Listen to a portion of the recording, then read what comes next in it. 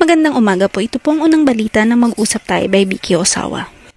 Wala pa ring iligal na imigrante ng Pilipino ang naaresto sa panahon ng crackdown ni Trump.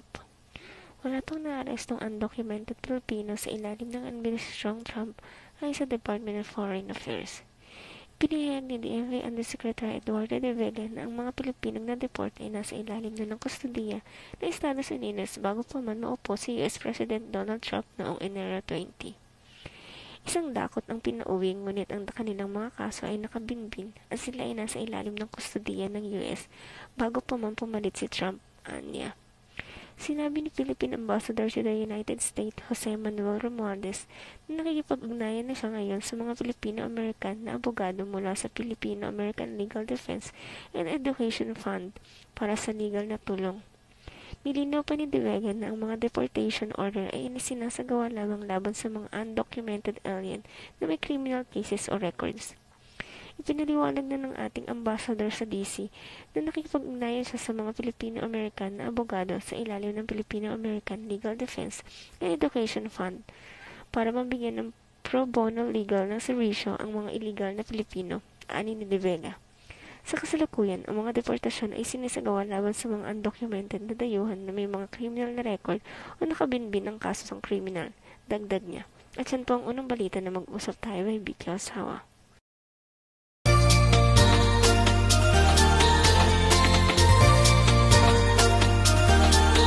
Mga problema at suliranin sa buhay ay hindi nawawala.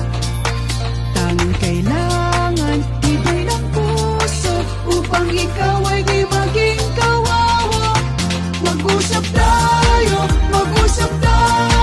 at gagaan mga problema nyo. Mga pagsubok sa ating buhay, malulatas kapag Lalaki huli sa pananakit sa babae at pag-agaw sa bag nito.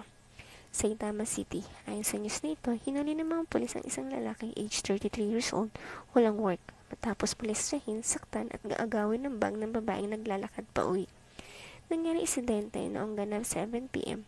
Ang babaeng biktima na nasa 30s ang age na naglalakad pa uwi ng kanyang bahay, inilapitan niya mula sa likuran at hinupuan ito bago itumba. Sinipa pa niya ito sa tiyan at dibdib saka inagaw ang dala niyang bag. Mabilis siyang tumakas dala ang bag na may lamang mahigit isang lapad na cash money. Subalit nahuli din siya ng mga pulis. Ang babae naman ay nagtamo ng injury na kailangan ang 3 weeks na gamutan. At yan po ang huling balita na mag-usap tayo by Vicky Osawa. Chika Talk for today. Barbie show Sunshine namatay pagkatapos magkasakit sa family holiday sa Japan. Isang kilalang actress na pinangalanan bilang isa sa mga pinakatangyan na bituin sa pelikula sa mundo nagsasalita na Chino, ay malungkot na namatay habang nagbabakasyon kasama ang pamilya.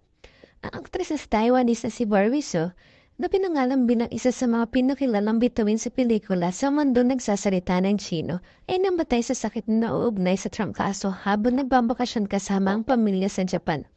Sa edad na 48, ng opisyal na Central News Agency ng Taiwan ay nagulat noong Lunes na ang bituin ay namatay sa pulmonya matapos nakuha ang trangkaso.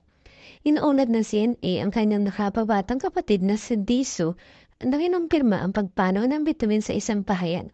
Noong lunar year, pupunta ang pamilya namin sa Japan para magbakasyon. Dihu said in a statement, "My dearest sister Barbie has unfortunately left us after getting pneumonia.